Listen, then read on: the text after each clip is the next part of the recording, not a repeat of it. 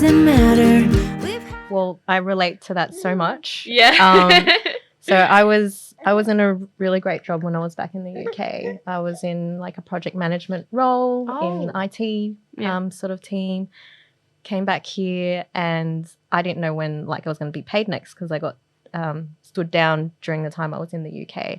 I thought I'm just going to be here for a short time. I'm going to go back to the UK. So when I was stuck in between, I was like, I'll just do whatever I can to make some cash. So I actually worked at the fish markets, the Sydney fish markets, and I felt not ashamed, maybe slightly embarrassed to tell people that at the time. You know, you go to a social event, they're like, oh, so what do you do? Tell me about yourself. And people are like, I'm blah, blah, blah. Yes. And for my age, I guess, you know, people are like mid-career or senior level. And I'm like, I'm working at the fish markets. And like, it was really interesting observing, some people's people, reaction to that. Yeah, I really find that interesting, that people...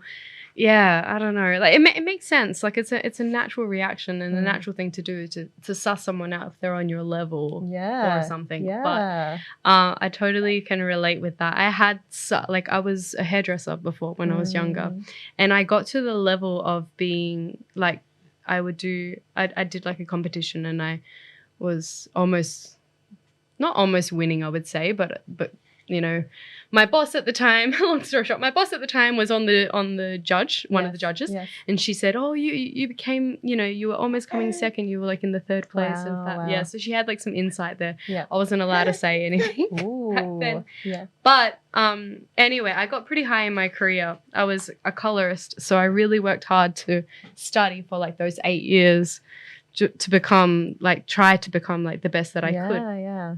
And because of that, I had such a, you know, attachment to this career of mine. Like it was my life. And then I left it and I did a bunch of things in between. And then I also had at one point a job of like just working at some similar fish. It was making fish bowls. There we go.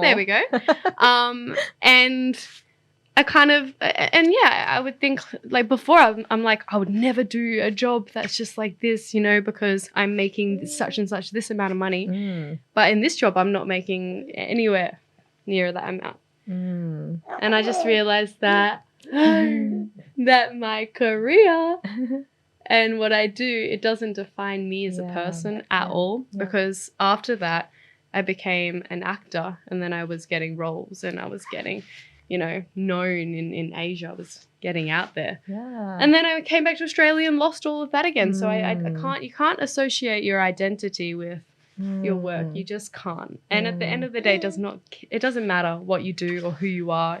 Like if you're wherever you're working, your value doesn't depend on that at all, I think.